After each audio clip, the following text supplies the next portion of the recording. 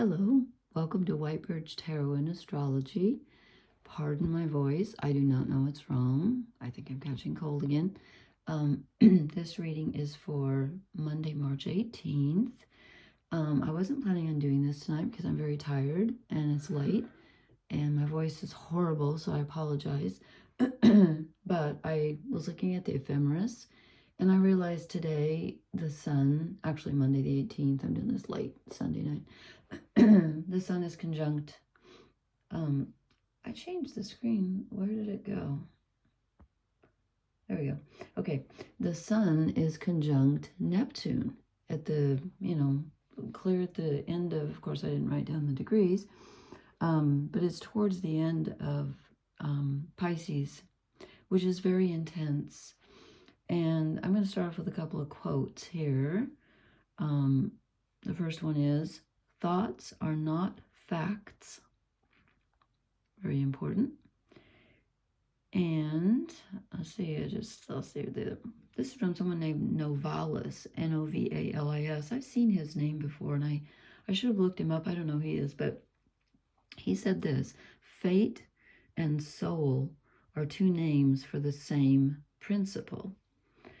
And I think that goes very well with the sun conjunct Neptune, because the sun is our self. It's our sense of purpose in this life.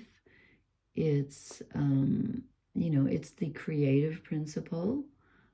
It's the yang energy. And Mercury is kind of almost, I would almost say, the opposite of the sun. Neptune rules the ocean. It's water. So it doesn't really have any structure, any boundaries. Water doesn't really have a purpose. Water flows, and water in the tarot represents emotion. And so the planet Neptune, which rules Pisces, rules confusion, which is why I chose the quote, "Thoughts are not facts." And it also rules dreaming and imagination, which is the positive side. So, and it also rules unconditional love. I mean, you can't beat that, right? But it can be confusing because it doesn't stick to logic very well. So I thought I would just do a really quick reading tonight, because I'm going to try to post when the sun moves into Aries. Well, actually, that's like Tuesday, so I'd have to post tomorrow night.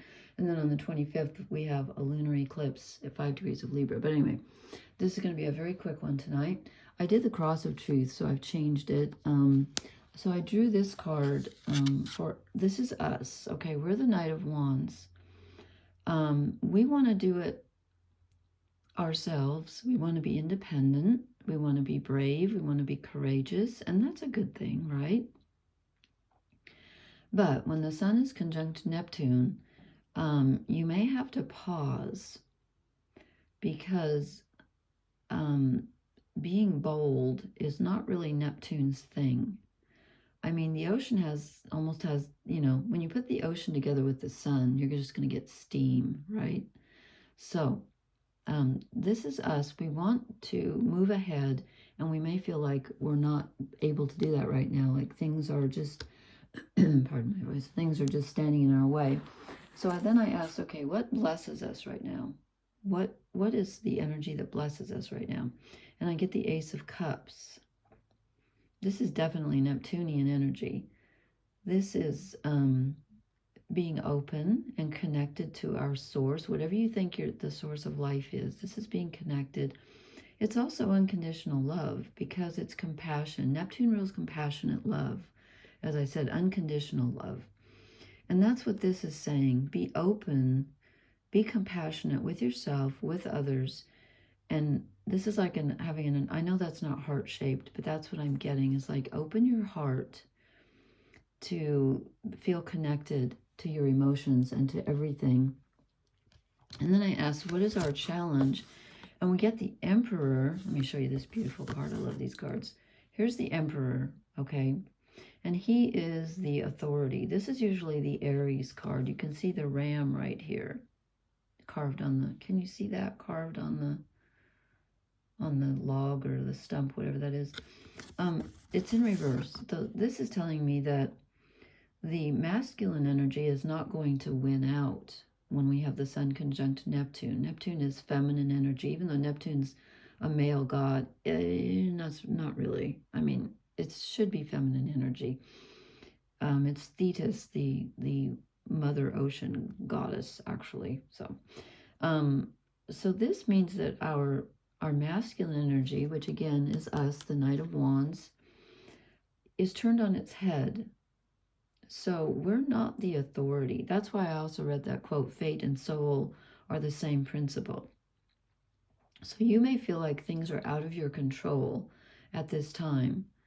And you know what? That's okay, because your soul is in charge, not your ego, not your masculine side that wants to move ahead. That's not in charge right now. It's your imagination, your heart is in charge right now. And then I asked, what are we leaving behind? Excuse me. I don't know what is wrong with me tonight. What we're leaving behind is the Two of Wands. The Two of Wands is about decision making. And it's about, planning and thinking, okay, should I do this or should I do that? This is not the time for that, because it's not going to work. Your efforts will not bear fruit at this time, because this is not a time to be thinking about this or that, because this is a time to be realizing that this and that are the same thing. Again, that was channeled. I'm not quite sure where that's coming from, but it is. And this is really interesting. So this is what we're leaving behind. What's behind us is Two of Wands. What's in front of us? Four of Wands, which of course is the two doubled. So this is the completely different level of the Four of Wands. Is usually the portal card. They're standing between, they've got four wands. I mean, this whole reading is so full of wands. Again, our overall energy is cups, is emotion, but it's about, and again, wands is physical action, but it's also spirituality. It's desire. It's what drives us. And we get the Four of Wands, which is being connected. Again, this is being connected with your heart. This is being connected on a spiritual level with, well, almost like with a twin of yourself. It's like this is the doorway that leads you into the other reality, the one that's bigger than this one. And so we go from the two, we leave the two, and we go to the four. So that you don't need to plan, you need to trust. And Neptune is all about trust and faith also. So we need to have some faith that we are moving up to another level just by being here right now, even though it doesn't feel like it. Okay, so that's the Cross of Truth. Then I asked for a shadow card, and I get the Queen of Swords, okay? And this is, I think, the, I should have written it down. I know Mars is in Aquarius. Let's see, Venus is in Pisces. She's moving towards Neptune, or did she already conjunct Neptune? Think, Lori, think. Yeah, she already conjuncted. No, she hasn't conjuncted Neptune yet. She is in Pisces, though. So this is us trying to use logic and saying, I'm in control of my thoughts. Well, that's fine. You can be in control of your thoughts, but thoughts will not take you where you need to go right now. You're going to have to go with your imagination, with your emotional nature. The sword is not going to do it. The sword of truth, logic. Truth does not lie with our thoughts or our thinking right now. It lies in our hearts and our souls. And again, that quote just drew me. Fate and soul are the same principle. Okay, so our fate is to be one with our soul, and that will lead you. You don't need to think about it, but you do need to be kind and compassionate. Okay, and then I asked for an overall energy card, and I drew from a different deck, and I got more wands, but I got the Seven of Wands, which is feeling defensive. So I'm thinking that we may be resisting. Again, the sun is approaching the end of Pisces in just this is the 18th. Is it tomorrow or the next day? Why did I not look at that?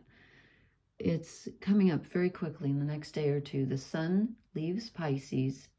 When it gets to the end degrees of Pisces, that is about total surrender. It's the end of a cycle. And, you know, when the sun enters Aries, that's the first day of spring. It moves into a fire sign, which is Wands. So we're going to feel like, you know, jumping ahead.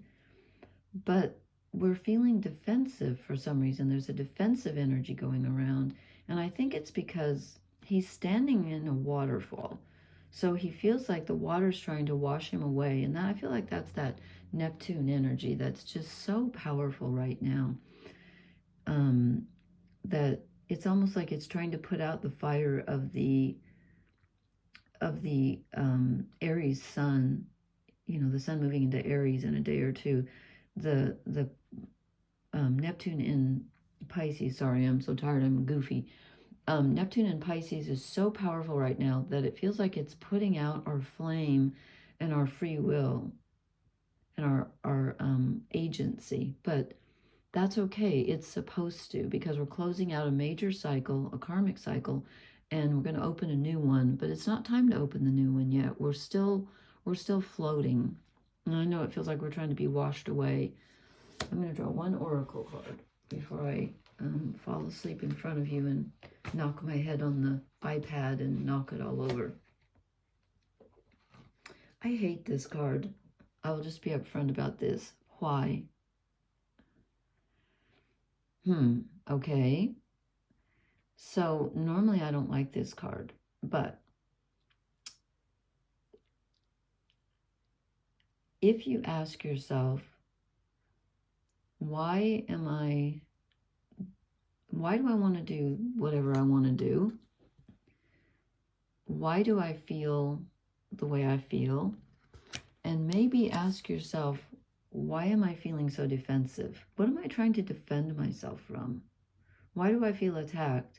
Why do I feel like it's not okay for fate to come along and take me where it knows? If fate and soul are the same principle, then your soul knows where you need to go, which means your fate knows where you need to go. And again, I'm not saying to not have free will. And, you know, we could talk all night about the difference between fate and free will. And, you know, if anyone's interested, the best book I have ever read, because I've always been fascinated with the notion of what's fate and free will. And I've said this quote many times from the Swiss psychologist Carl Jung, Jung. He said, free will is the ability to do gladly that which we must do. So he was essentially saying fate and free will are the same. There's a book by Liz Green. I mention her all the time. Her last name is spelled with an E on the end, Liz Green. It's called The Astrology of Fate. If you're interested in an exploration of the notion of fate versus free will, that is the best book I've ever read. Okay, so I think that's what we're dealing with right now is, I'm going to draw one. I hate that. I don't know why. Why do I, here we go. Why do I hate the Y card? I need to ask myself, why do I hate the Y card? Okay, this makes more sense to me. Higher power. Exactly. Exactly. You may be feeling powerless right now, but your power lies in your ability to accept the powerlessness, because true power doesn't lie in having power. It lies in accepting what you've been given and where fate is taking you. To do gladly, there's your power, to do gladly that which you must do. That's your power. That's the only power we have. Well, in my opinion. I mean, obviously we have power to make choices and we are forced to make choices, but this is on a higher level than that. Okay, I will try to post again, I hope tomorrow night, to talk about the sun moving into Aries, but this just called me, so apologize for my voice. Please hit the like, share, and subscribe buttons. I appreciate your comments. Blessings, everyone, and good night.